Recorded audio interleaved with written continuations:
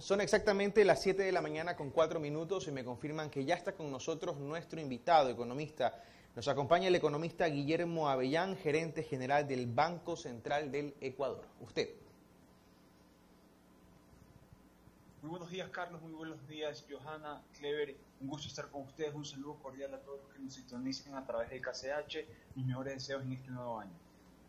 Buenos días, Guillermo. Gracias por estar con nosotros. Nosotros lo llamamos caché directamente, porque KCH, caché, es el nombre de la radio, son siglas.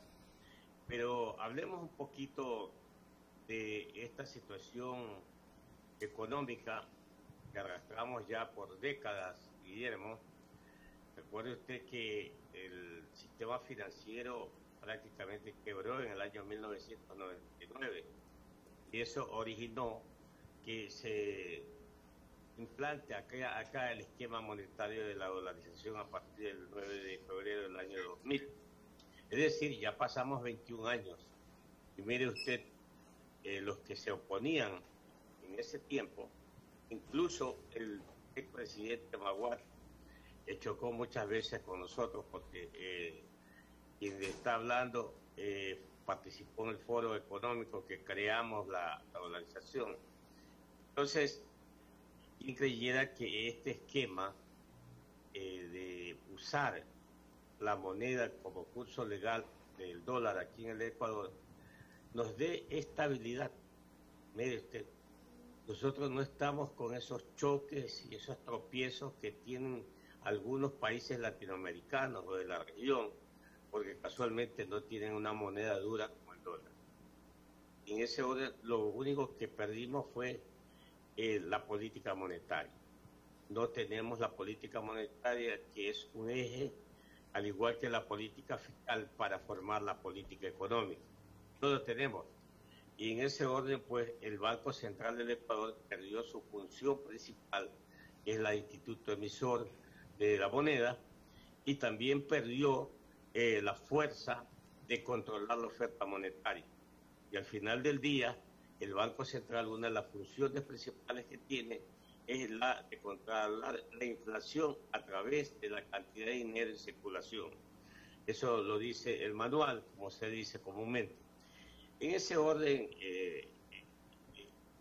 gerente, ya la estructura del Banco Central, que a propósito, permítame hacer un poquito de historia, porque vamos a hablar de las cuentas nacionales.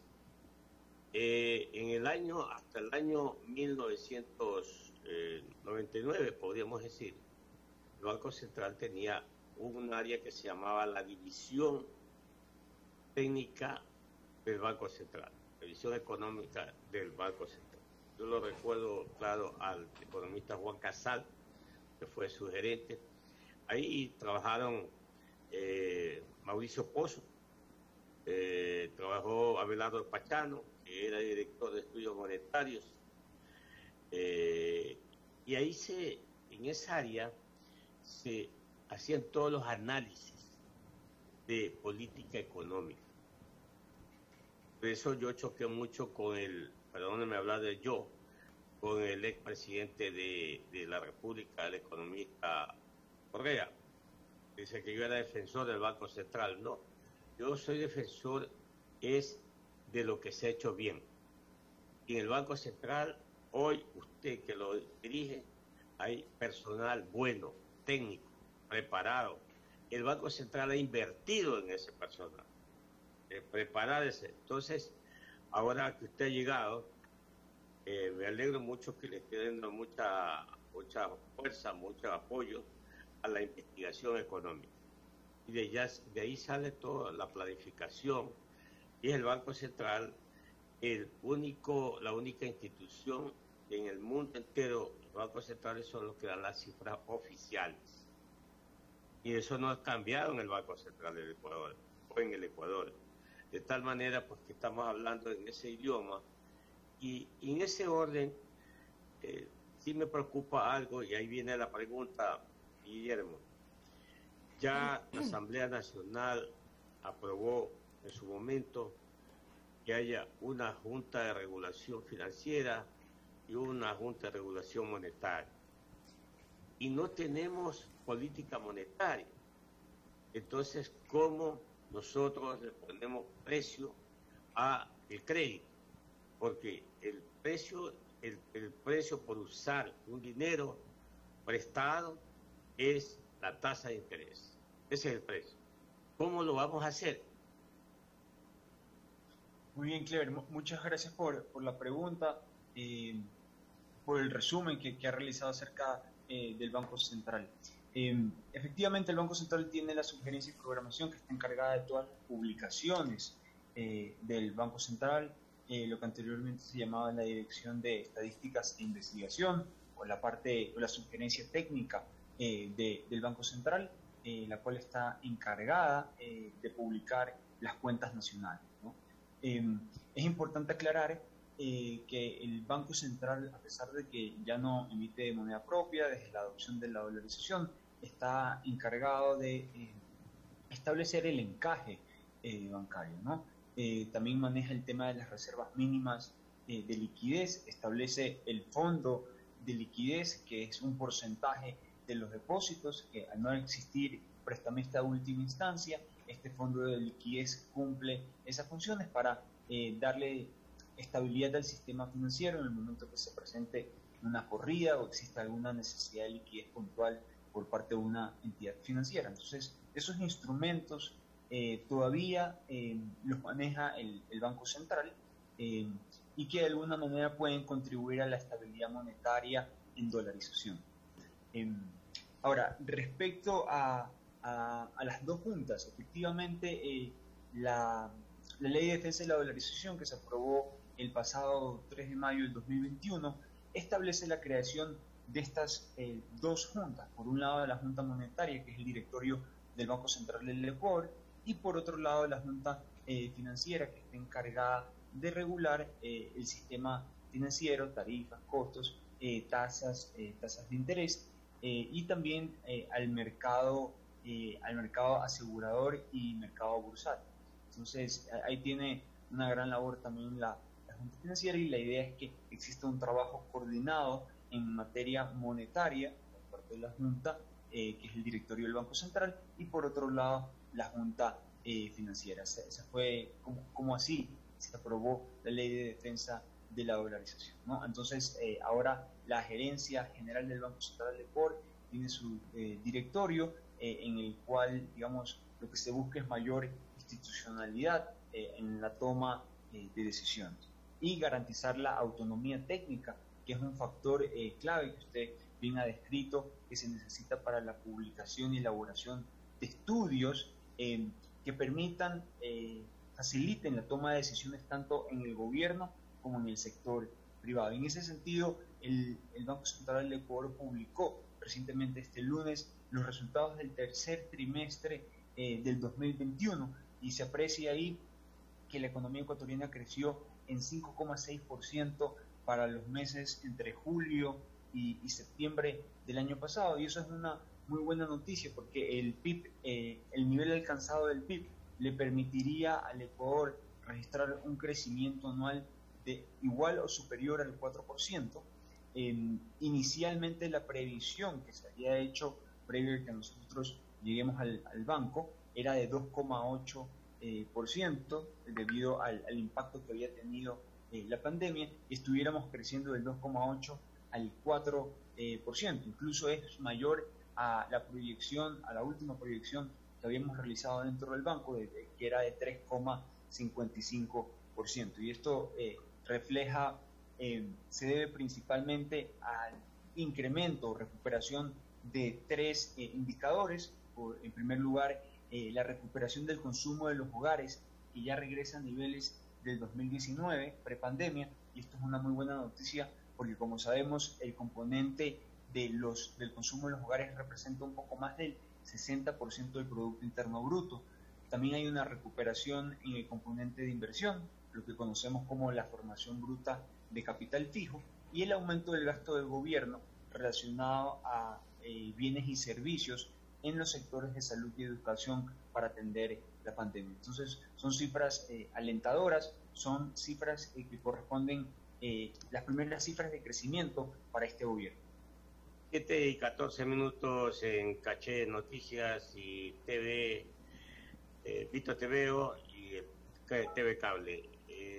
Señor gerente Avellán, hay 3 instituciones de dependencia en el Estado: el Ministerio de Economía, el Banco Central del Ecuador y SEMPLADES, que tienen sus departamentos correspondientes para hacer política económica.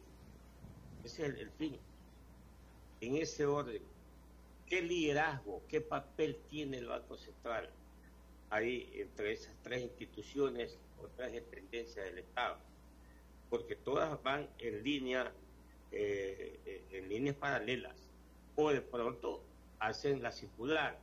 Entonces, recuerde usted que hace años nos decían, bueno, el coordinador general de la política económica, y entonces la ciudadanía, este es el superhéroe entonces de la economía, y no es así, no es así. Entonces, como secretario, ya así lo llamaban en la Junta Monetaria anteriormente, el gerente del Banco Central era el secretario, ¿ya?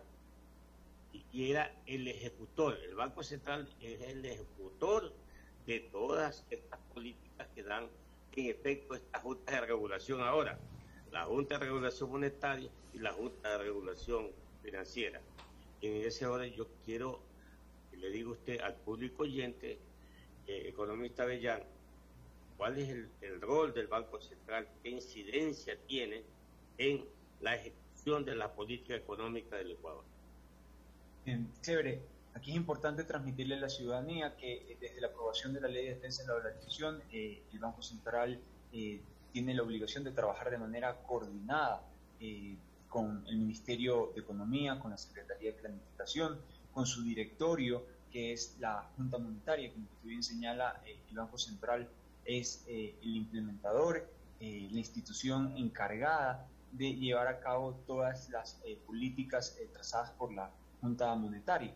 Y hay varias facultades que tiene el Banco Central para trabajar de manera coordinada con el Ministerio, por ejemplo, con el Ministerio de Economía, en el desarrollo de la proforma presupuestaria, también en las proyecciones que se realizan para el siguiente año, el intercambio de información también que existen con otras instituciones como el Banco de la Seguridad Social, el BIES, para promover e impulsar ciertas industrias que son muy importantes, como el sector de la construcción e inmobiliario. Por ejemplo, ahí vemos que hay un desafío muy importante, porque en materia de inversión, durante la pandemia, el momento más crítico del COVID-19 en nuestro país, el componente de inversión se redujo, regresó a niveles del 2010.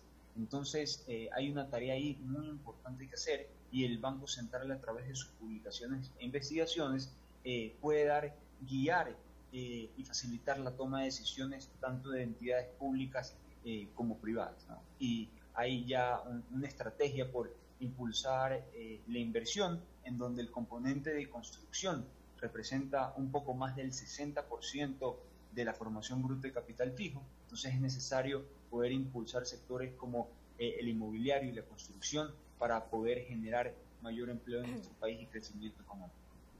Sí, definitivamente de acuerdo con usted, economista Avellán. Recordemos que el sector de la construcción es un indicador, especialmente en economías desarrolladas. En Estados Unidos, si el sector de la construcción, el inmobiliario está bien, la economía está bien. Ya, acá en el Ecuador siempre también nos hemos fijado en lo mismo. ¿Y quién creyera que la producción camaronera superó a la de la construcción? Imagínese usted, eso nunca lo habíamos pensado, ¿no? Pero en buena hora. Solamente para darle paso a mi compañera Johanita Ramos, que tiene inquietudes para usted.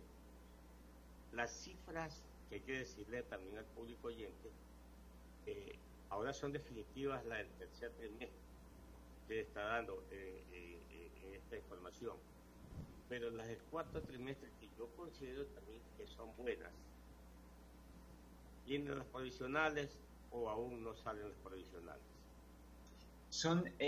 Tenemos proyecciones para el último trimestre del 2021. Al tener ya registrada este crecimiento interanual de 5,6 en el tercer trimestre, básicamente concluimos que un crecimiento realmente leve en el último trimestre del 2021 nos permitiría llegar con facilidad al crecimiento anual de 4% global del 2021, incluso pudiera ser superior, porque el efecto que, por ejemplo, tuvo la reducción petrolera en las últimas semanas del 2021 no se va a ver reflejado en ese trimestre, dado que habían reservas importantes y se mantuvo las exportaciones petroleras. Tal vez va a tener un ligero efecto en el primer trimestre de este 2022. Por lo tanto, somos optimistas acerca de un crecimiento igual o superior al 4% en el 2021. Johanita. Gracias, economista. Gerente, ¿cómo está? Muy buenos días. Gracias por estar aquí en Caché Noticias. En noviembre del año pasado, usted había señalado que las reservas internacionales del Banco Central habían alcanzado una cifra récord. Para ser exactos, 8.130 millones de dólares. Y ahí usted explicaba entonces que en marzo del 2020, cuando arrancó la pandemia, las reservas internacionales cayeron a 1.990 millones de dólares y desde entonces se ha evidenciado una recuperación significativa.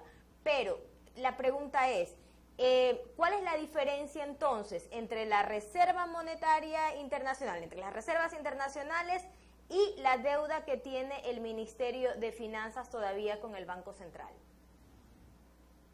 Bien, muchas gracias, Johanna, por la consulta.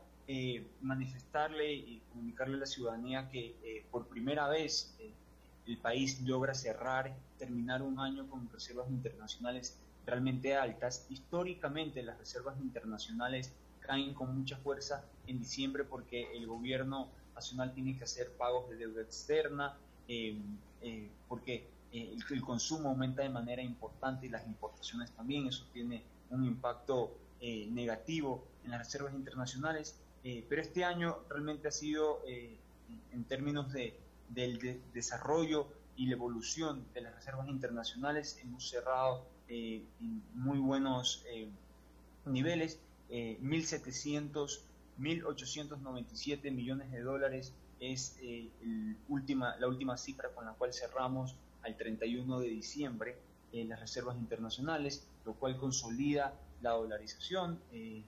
Tenemos un Banco Central que puede cumplir de manera eficiente sus obligaciones de sus clientes. Recordemos que son las entidades del sector cooperativista, el sector bancario, las entidades del sector público, la banca pública. Por lo tanto, tener un nivel de reservas internacionales también refleja que están llegando más dólares a nuestra economía, esos dólares que son utilizados en el caso del sector público para atender los problemas sanitarios producto de la pandemia. Y en relación a la deuda que mantiene el Ministerio de Economía con el Banco Central y también la banca pública, manifestar que se ha venido pagando y los pagos se realizaron con puntualidad en el 2021, lo cual es muy bueno porque eso también fortalece las reservas internacionales. Anteriormente el Banco Central había prestado parte de sus recursos al Ministerio de Economía y a la banca pública. Eso de alguna manera implicaba crear obligaciones para el Banco Central.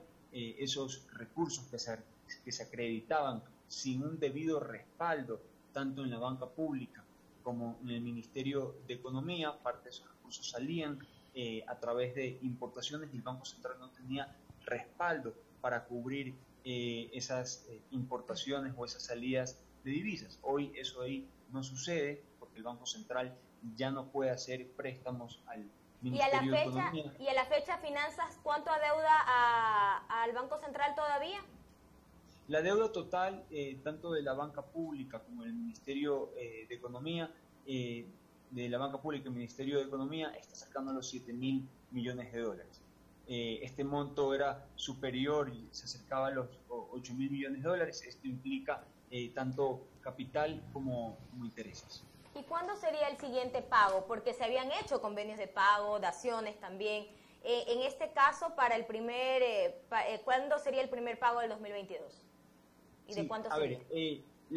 El perfil de vencimiento básicamente es de varios instrumentos. El Banco Central durante los últimos 14 años compró varios bonos y varios papeles, tanto de la banca pública como del Ministerio de Economía. Y básicamente lo que se establece en la Ley de Defensa de la Dolarización es que el Banco Central no puede ocupar estos papeles, y en la medida que estos papeles vayan venciendo, el Ministerio de Economía tiene que ir pagando, ¿no?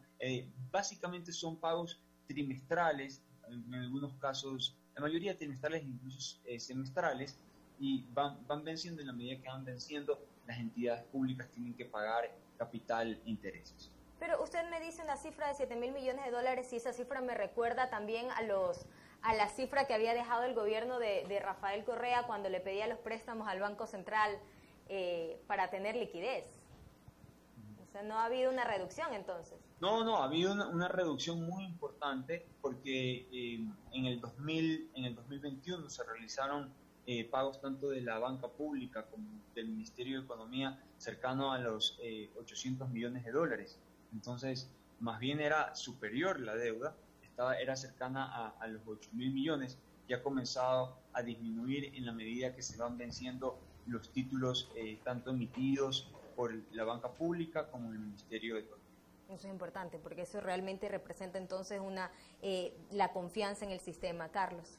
7 de la mañana con 25 minutos, economista, muy buenos días. Carlos Acoto le saluda. Simplemente para cerrar esta interesante entrevista, comentar que este año rigen en el país nuevas tasas de interés para diferentes segmentos, 8 en total. Me voy a centrar en los 3 más importantes. Por ejemplo, crédito productivo empresarial, antes una tasa del 10,21%, hoy una tasa del 9,89% en 2022. El productivo para pymes, antes del 11,83%, ahora del 11,26%. Ahí hay unas décimas, ¿no?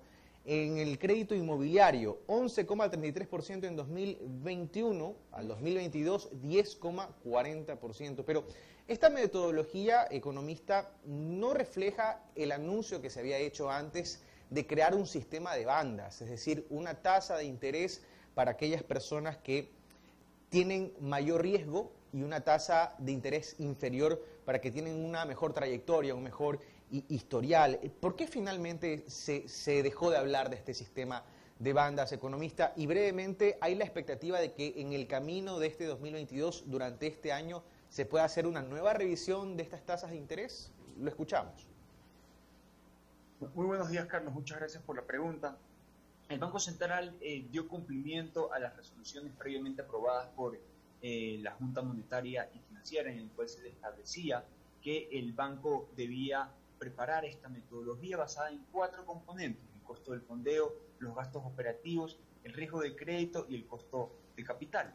Es facultad de la Junta Financiera establecer las tasas de interés máximas, que por ley hasta ahora se lo debe hacer. Sin embargo, se necesitaba esta metodología, y al Banco Central se le asignó la responsabilidad de desarrollar este sistema que permita establecer las tasas máximas para los segmentos crediticios.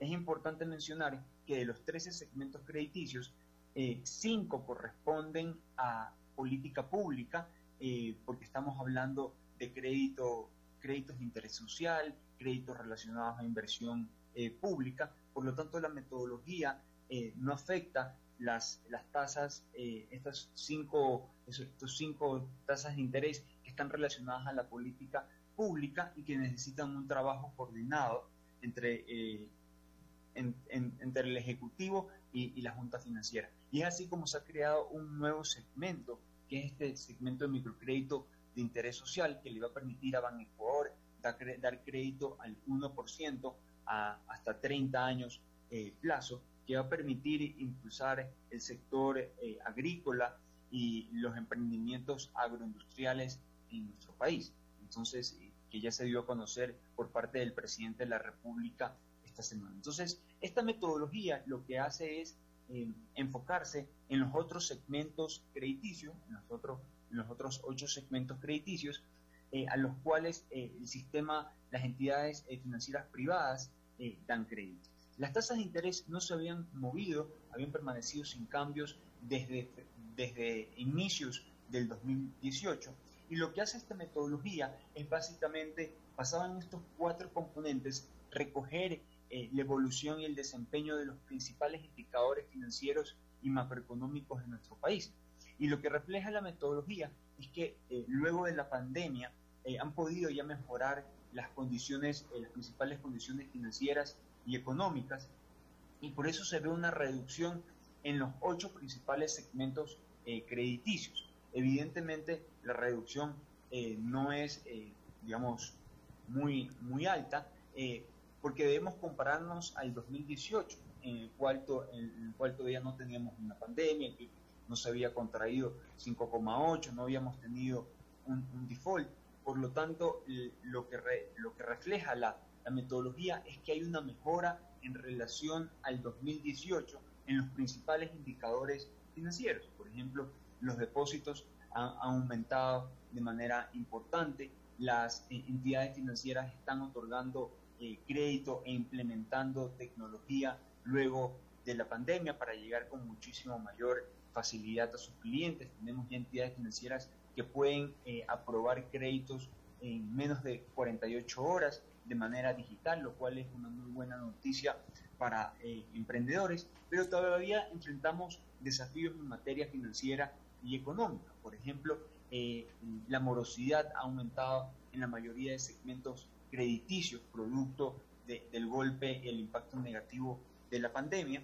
Eso evidentemente afecta el riesgo de crédito. Todavía tenemos un riesgo país que es parte del costo de capital de esta metodología.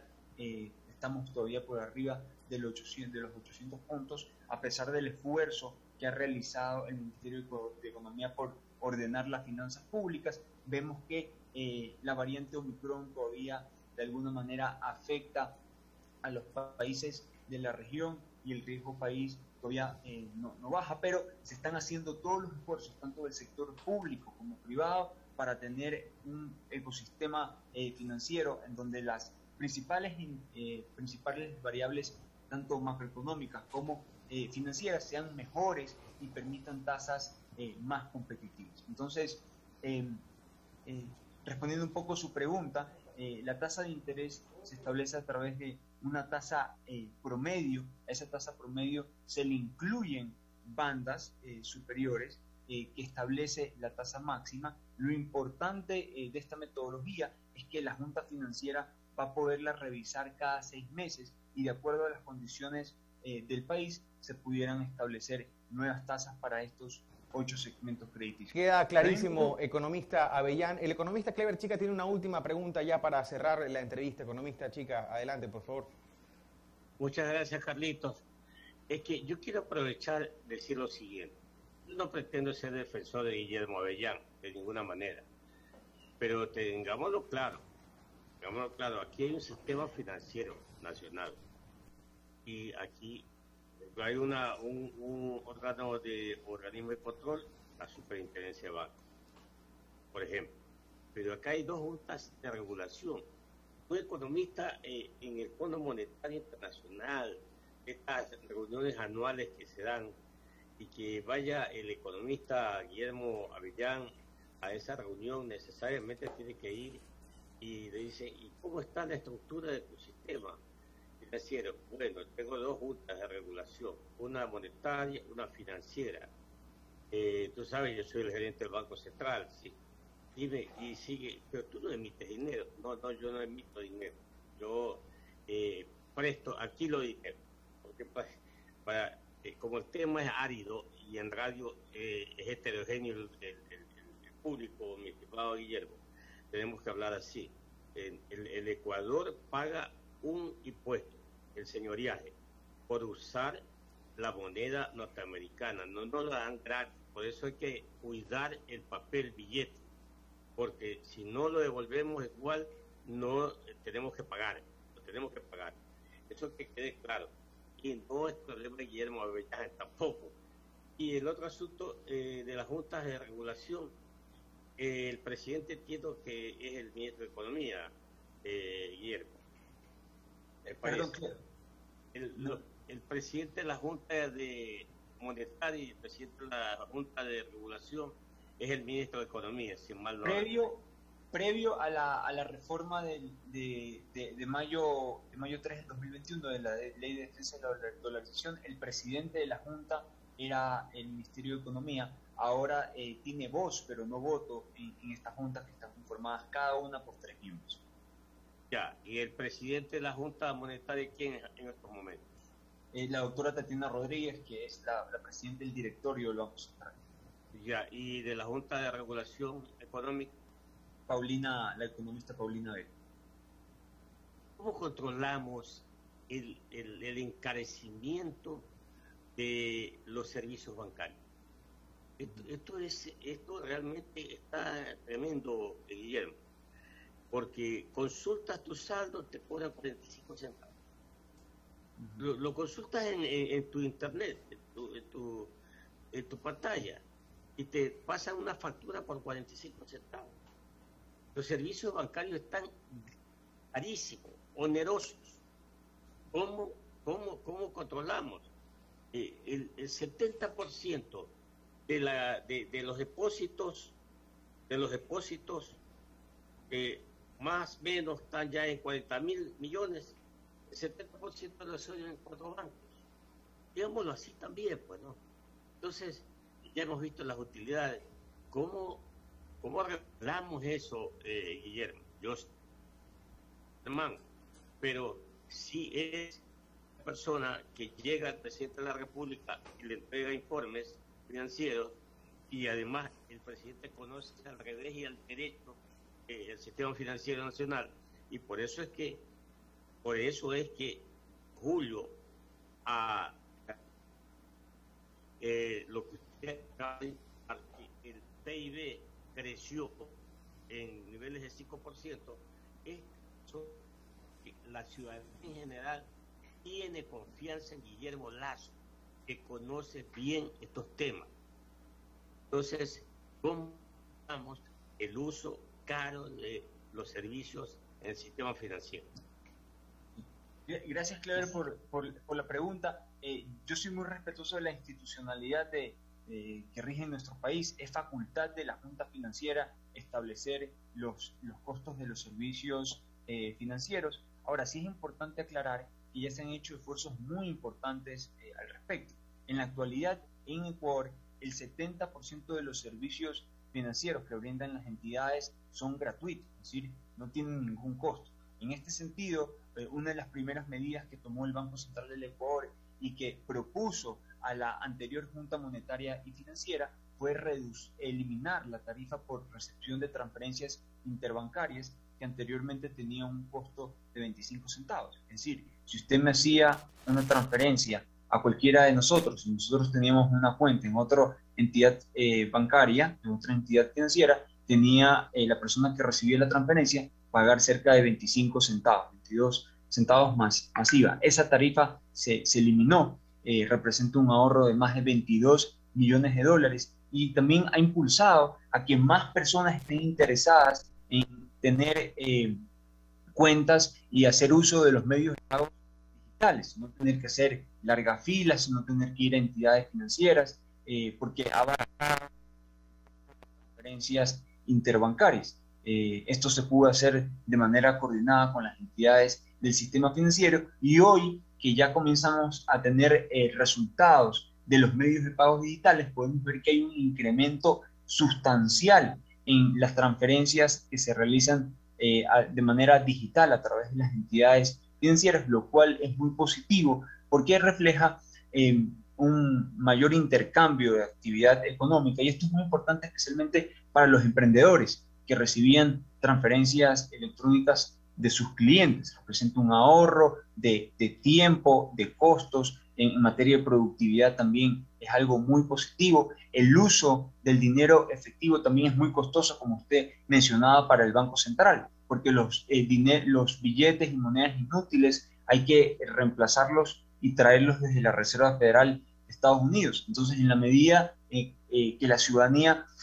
use más medios de pagos digitales, va a ser más barato para el Banco Central el reemplazar la moneda. Entonces, creo que ya se han dado pasos importantes. También es relevante mencionar que las tasas de interés tienen una tendencia a la baja. Simplemente para darle, dos ejemplos muy puntuales. Previo a que se establezca esta metodología de tasas de interés desarrollada por el Banco Central, la tasa máxima para el microcrédito minorista era de 28,50 y la tasa activa referencial, que es la tasa promedio del sistema financiero, estaba en 19,82. Para el microcrédito acumulación simple, la tasa máxima era de 25,50 previo a la metodología, y para noviembre del 2021 ya esta tasa estaba por debajo de 21%. Entonces hay una tendencia a la baja. Se está dando una sana competencia en el sistema financiero. Las entidades están compitiendo por captar buenos clientes con historial crediticio, y esto empuja las tasas hacia la baja, lo cual es una muy buena noticia. Y algo que es importante destacar es que en la actualidad Ecuador tiene tasas máximas menores que Colombia, El Salvador y Chile, ¿no? Tasas máximas que actualmente está estableciendo la Junta Financiera, y la tasa activa referencial, que es la tasa promedio de cada uno de estos segmentos crediticios, está bajando y tiene una tendencia hacia abajo. Bueno, agradecerle al economista Guillermo Avellán, gerente general del Banco Central del Ecuador. Se nos quedan muchas cosas en el tintero. Ejemplo, ¿quién es el dueño del jefe? Ejemplo, ¿no? Cómo adoptamos el sistema financiero de Panamá. Y ahí ya no vamos a hablar de estas cosas, ya, porque ahí las tasas de interés serían de otro porcentaje, mi estimada Johanita. Usted despida al gerente. Así es, muchísimas gracias, economista. Esperamos tenerlo en una próxima ocasión. Es momento de...